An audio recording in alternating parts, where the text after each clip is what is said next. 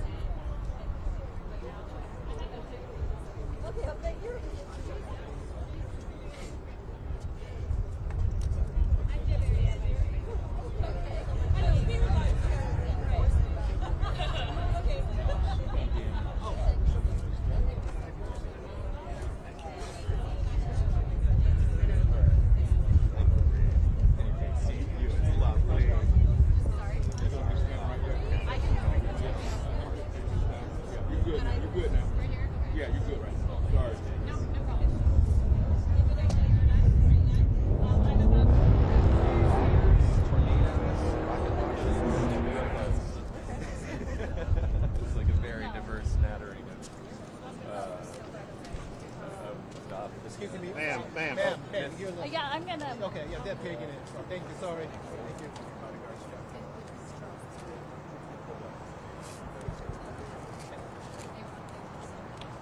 Ma'am, you're still in the shop. For your farms.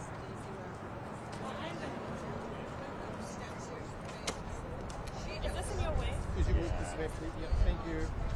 Can I put it over here? No. In the middle? No? Ma'am. Yes, ma'am. You can put it right here. Or right here. Low. Low. Is that in your way? Or in front of me? Yeah, that'll work. Javaria? Can you check sound?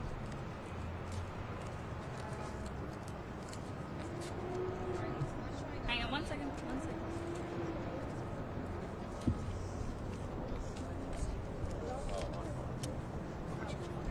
Yeah, I'm gonna move.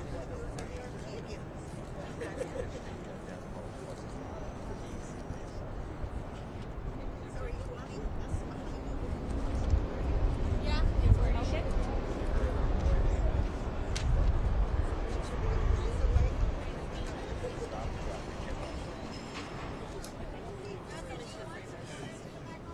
You want to move it here? I'm not gonna that wide of a shot. Let's just support this in the background.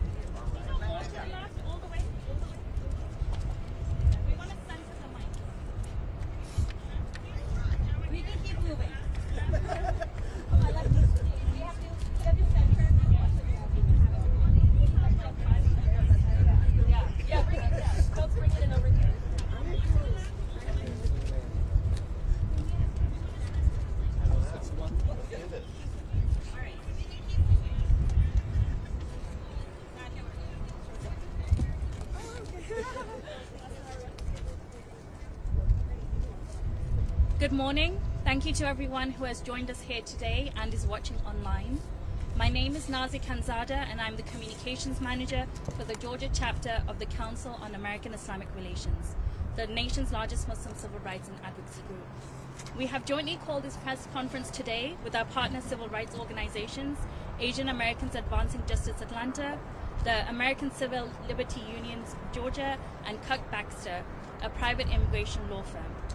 Cuck Baxter has filed a lawsuit against the current defendants, Attorney General of the United States Pam Bondi, Secretary of Homeland Security Kristi Noem, and the Acting Director of the U.S. Immigration and Customs Enforcement Todd Lyons on behalf of the plaintiffs, who are the unnamed international students whose student exchange visitor information system records have been abruptly and unlawfully terminated by the U.S. Immigration and Customs Enforcement, or ICE.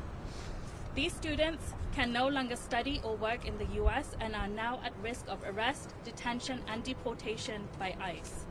Some of the students attend Kennesaw State University, Georgia Institute of Technology, Emory University, and the University of Georgia. In total, there are more than 100 students named in the lawsuit, all of whom are students from mostly foreign countries, including Asia and Africa. Our civil rights organizations have jointly written the amicus brief for this case. We support Cuck Baxter's lawsuit and believe the U.S. Immigration and Customs Enforcement ICE may be engaging in illegal conduct if they were to arrest, detain, or deport these students. They are trying to circumvent the law, and they are trying to drive these students out of the country without due process. We have just left the hearing where Kirk Baxter has asked the court to grant a temporary restraining order to the plaintiffs. I now welcome Charles Kirk from the Kirk Baxter Law Firm to speak more about the hearing. Good morning, everybody. Thank you for coming out today. Thank you to our friends at CARE and ACLU and the Asian American Defense of Justice for their help today. When the government doesn't follow the rules, it requires people to stand up. That's what these students are doing. Can you imagine if your mom and dad sent you to school in Georgia to get a good education, and you've been doing a good job, you get good grades, but you made a mistake, you got a speeding ticket, they took your fingerprints. And then 3 years later, ICE says, you're out of status. We want to deport you. Leave the United States. That is not how our system works. It's just not. We require that ICE follow the law, just as ICE requires that our clients follow the law. And we will do everything possible to hold them accountable to the standards that they themselves developed. Now, what will happen after today? I don't know. I remain confident the judge will grant the temporary restraining order sometime Friday night after midnight. And we will have another hearing next Thursday on our preliminary injunction, at which we will ask the judge to permanently order the government to restore our client, all of our clients, all 133 of them, to valid student status in the United States. Allow them to resume working, allow them to resume their lives, allow them to graduate, allow them to have a chance to live the same dream that all of us have. I'm happy to answer any questions that you all have. Out of the 133 clients of people from Georgia, what schools do they go to? 26 of our clients are from Georgia. And they're from, I think it's 9 or 12 different universities in our state. Nick Valencia with CNN. It appeared to me that the government's argument was basically putting it back on the schools. I would love for you to address if you believe they're acting in good faith, and then sort of speak on what CARE said at the beginning. This appears to be intentional to act as a deterrent to keep students from coming here or to have them self-deport. There's no doubt that what happened here today is a microcosm of greater movement within the Immigration Service nationally. There's no doubt that this administration wants foreign students outside the United States, especially those from countries it does not deem desirable. That's quite clear. Never before has an action like this taken place, ever. And what we see as a result is the terror in these students. Clients, they're calling me, should I leave my house at all? Or I haven't left since April 8th, but I need to get food, should I leave now? This is designed to scare people into leaving. And kudos and bravo to these students for standing up for what their parents sent them here to do, which is to gain a good education. Given the current political climate, what concerns do you have about the fact that these students will now be identified in these court documents? Well, hold on the questions a second. I've been told. I'll be back. Yeah, we're going to take questions at the end, but we'd like to hear from the other organizations that are part of the lawsuit, please. I'm going to call on Aaron Butler, the CARE Georgia Managing Attorney, to make his remarks. We'll take questions at the end. Good morning, and thank y'all for coming here today. Our university should be sanctuaries where diverse voices flourish and students from all backgrounds feel welcome and protected. Today, this vision is under attack. Our amicus brief details how 1,200 students nationwide have had their lawful immigration status summarily revoked without notice or the opportunity to respond. Actions that several federal courts have already blocked as likely violations of administrative law and due process. This isn't happening in isolation. It's part of a systematic campaign that, as our brief describes, especially targeted non-citizens based on disfavored ethnicities, nationalities, or their engagement in constitutionally protected expressions. The students whose status has been terminated now face what our brief calls risk of arrest, detention, and deportation. They could be held in Georgia's Stewart Detention Center, where documented human rights concerns persist. Meanwhile, Georgia's economy stands to lose significantly as international students contribute over $1 billion annually to our state. But this targeting of immigration students isn't isolated to within this sector. The Education Department has given universities just days to eliminate DI initiatives or risk losing federal funding supporting everything from research to financial aid for low-income students. CARE Georgia urges the court to join other federal districts in recognizing what our brief calls unlawful overreach by granting immediate injunctive relief. Our universities must remain places where all voices, including Muslim voices, can be heard without fear of government retaliation. Thank you. Thank you. We're next going to hear from Samantha Hamilton, who is a litigation attorney at Asian Americans Advancing Justice. Good morning, everyone, and thank you for being here today. I'm an attorney on the Impact Litigation team at Asian Americans Advancing Justice, Atlanta. Our organization advocates for the rights of all Georgians, including immigrants and naturalized citizens, to access fundamental liberties afforded to them under our democracy. We organize with people who have a variety of life experiences, people whose families might have been in Georgia for a generation or more, as well as people detained in Georgia's immigration detention centers. As many first-generation immigrants might tell you, navigating life in a new country can be scary and alienating, and being an international student is no different. Just last week, our organization spoke with a student who in 2018 left Korea thousands of miles away in order to attend SCAD, the Savannah College of Art and Design. She arrived on an F1 visa, finished her studies in 2023, and is now an OPT, or optional practical training, which allows her to stay in the US on a visa to work. On April 7, her advisor called her to tell her that her visa was terminated and that she needs to leave the country as soon as possible. Her only record of any type of trouble in the US is 2 traffic tickets that she got 5 years ago and that she fully paid. Her first ticket was for failure to stop for police. She got it during her first time driving in the United States. A traffic ticket. An extremely minor offense that she thought was behind her, but that this administration believes makes her a danger to society, sufficient to warrant revoking her visa without any notice or opportunity to respond. These students are brilliant people, many of them young people who have left so much behind: their families, their friends, a strong sense of cultural belonging, in order to attend an American university, specifically a Georgia university.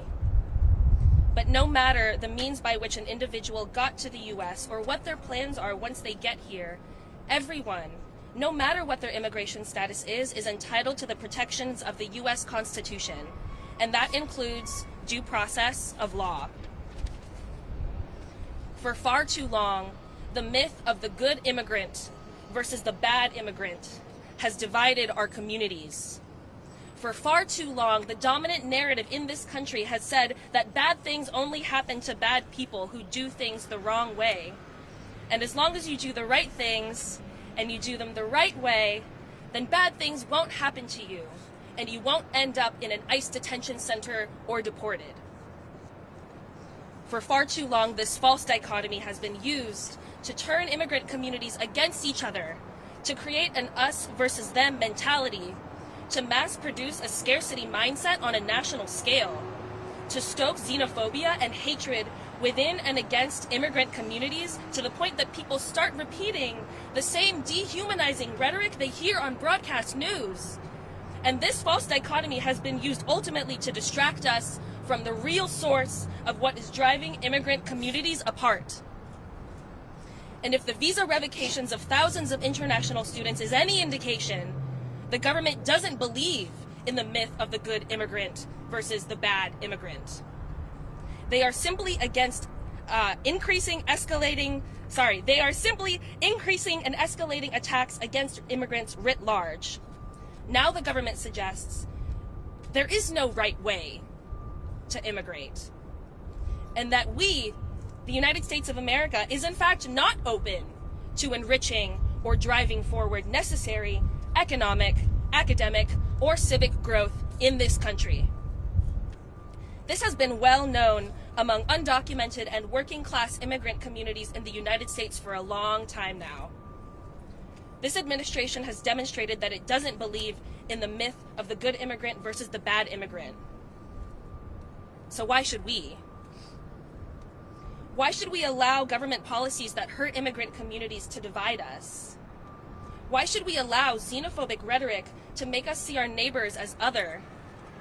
Those increasingly impacted are residents, students, green card holders, and our neighbors. And now is not the time to close the door on your neighbor. No matter whether they are an international student, a day laborer, or a stay-at-home mom. Now is the time for mass solidarity and for radical empathy, because we can only fight back with collective action, and we have to do so together. Thank you. Thank you. Our final speaker is Corey Isaacson with the ACLU. Hi everybody, thank you for being here. I'm Corey Isaacson, Legal Director of the ACLU of Georgia. We are privileged to live in a state and in a country where we benefit from being a hub for the global economy. In this state in particular, we prize ourselves on being a place where people can come from all over the world and participate in our economy, participate in the global exchange of ideas and of commerce. These mass terminations of status for international students in this state and across the country threatens how we think of ourselves as a state and how we think of ourselves as a country. As we've seen in these last few months, the current administration has targeted non-citizens in particular. The Constitution is very clear. It applies to anyone on American soil, whether you are a citizen or a non-citizen. The Trump administration has completely disregarded this basic fact about the Constitution. The disregard for the Constitution and for people's fundamental rights so far has focused on immigrant communities, and this action, it focuses on international students, but it's not going to stop at immigrant communities. The disregard for the Constitution and fundamental rights will extend to all people on American soil if this complete disregard for the Constitution and for fundamental rights is allowed to continue. We are very grateful to Cuck Baxter for bringing this very important lawsuit for the students who are standing up, who in this instance have been the direct target of the administration's blatant disregard for constitutional protections and for the rule of law. And all of us need to look at what's going on, need to look at the targeting of these students, the targeting of immigrant communities, and see that the foundation of these actions is a basic disregard for the Constitution and for the guarantees of freedom and democracy that we hold very dear, and that we think of as the bedrock for this country. So I thank you all for being here, and again, thank you to the students and to Cuck Baxter for bringing this very important lawsuit.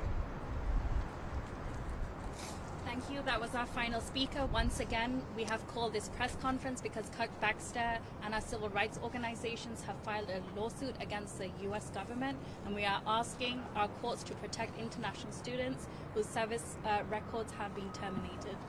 We are now open to questions. Please keep them respectful and relevant. Emily Pearson from WABE. My question is, in the arguments, it sounded a lot like the government attorneys were arguing that the universities themselves are responsible for maintaining whether or not students have status. Are the universities able to go back and say, hey, they have status, our DSOs are on top of this shouldn't have happened? You know, immigration law is slightly complicated, and sometimes even the government doesn't understand it. DSOs do not determine people's status in the United States. DSOs can terminate a status. They have authority to do that under very limited circumstances, but they definitely do not determine status. In fact, the way our students found out that they were terminated under SEVIS was not from SEVIS. ICE didn't call our clients. One of two things happened. Either they received an email from the consulate that their visa had been revoked because SEVIS had been canceled, or the school official, which is called a DSO, notified them, and the DSO also wasn't notified. They only found out about, on April 1st, there was a DSO in some small college in New Hampshire who went into her database checking on something, and she saw several of her students had been terminated. So she called a friend. I said, her too. And pretty soon, every DSO in the country was checking and finding out that they all had students terminated for these reasons that don't make any sense at all without any specifics. So no, DSOs do not control people's status. Sir, given Yes. the current political climate, are you concerned in turning over these names as part of the lawsuit that there could be some type of repercussions for your students that are named in the Great suit? question. The reason we didn't put our clients' names on this lawsuit is because we were concerned both about retaliation and, probably more importantly, about public actions. Immigrants are at risk in America in 2025. I'm not concerned. If the judge is issuing a protective order, that protective order will allow the government to use the names of our clients simply to search out the reasons why said list was revoked, which will probably be what we're saying. But they will not use this to put our clients in removal proceedings. Keep in mind, they don't really know who these people are. They don't know who's exactly suing them, but they know who all the students were. So if they wanted to put people in removal proceedings today or tomorrow, they could do that no matter what. What's constraining them are three things. They don't have the agents to write up the documents to do it. They don't have the manpower available, and they have no beds to detain anybody. The system's broken. And so they think, from my perspective, by just telling students to leave, that they don't have to worry about it. They'll just leave. And there have been a couple that have left. But I'm not worried about any retaliatory action by the government here, especially for our clients, because the spotlight is shining on them. Yes. They don't seem to care, though. They've shown a disregard and a disdain for federal judges who rule against them. So what gives you hope that they're going to pay attention to whatever a judge rules here? Perhaps I'm an internal optimist. Okay. I don't think the government counsel would like me coming in, bringing a contempt order against him for allowing his clients to carry out these actions. So I trust the U.S. attorney here. I've known this U.S. attorney for 30 years. He's a good lawyer. He's a good man. And therefore, when he says they're going to use it for this is what they'll use it for. I believe Mr. Powell had mentioned this. Is this as simple for these students as appealing to reinstate their status to the proper channels? That was perhaps an overstatement of what the law actually is. So there is a program by which a student whose CFS is terminated can be reinstated. But it's only under very specific grounds, and it requires the student to show that they were out of status. The government lawyer stood there and said, they're not out of status. So how can they use a system that's designed to reinstate them when they're still in status? You can't do it. That's the great conundrum here. And we know from some of our clients actually trying to reinstate that those reinstatements are either being denied by the school officer saying they're not going to approve you, or ultimately by the agent at DHS that will deny it. So no, it's not a viable option for students to reinstate. We can take two more questions and then we're going to wrap up. Can you talk a little bit about what the process is happening right now? So you said that you're hopeful it has zero by Friday. We know that there's going to be a preliminary hearing on Thursday. Talk a little bit about what is actually happening right now with the judge and what the process is following. The judge is waiting for some additional documents from us and from the government. The final one of those documents is due midnight, unfortunately, on Friday night. I suspect we'll get a TRO at 12:01 or 12:02 from this judge. That simply freezes our client. It says, okay, you're okay, can't be deported, you can't be put in removal proceedings, you can go back to work, and then we'll have the final hearing next Thursday on a permanent injunction, basically saying, I'm restoring you to student status, I'm restoring your SEVIS, I'm making sure you can go back to work, and then let the government deal with it on an individual basis. You know, what's strange here, nobody's asked this question, how did the government do this all at once? How did they send out not just 1,200, by the way? There appears to be 4,000 to 6,000 of these students that have been revoked. How did they do that within a few days? Well, my speculation is they have an AI. We know ICE has an AI, and they said, AI, here's all the students. Check it against every database, every criminal database, every civil database, every immigration database. If you get a hit, send them a revocation. You know, one of our clients is really interesting. He was here when he was much younger. He's now in his mid-30s. He was here younger as an undergrad, and in 2013, he got a DUI. You know, you can't be deported for a DUI. That's not a deportable offense. And he finished his school, and he left, and he was gone for about 9 years. And he went back to the consulate for his new student visa to get an MBA. And they said, oh, I see you have a DUI. Yes, I do. Great. Okay, you're forgiven. Thank you very much. And you're in. Why are they revoking this guy's status? See, this is what doesn't make sense here. None of this makes sense because none of these students did anything that would make them removable from the United States. So why are we wasting our time doing this? It's because ICE appears to be out of control, under order to try to force people outside the United States, even if they're doing it in violations of law. Based on what we heard today, I'm so sorry. I'm going to stop the questions. We are being asked to. Oh, they're asking So, everybody who's here, everyone who's the speakers, their contact information is on the press release, on the media advisory.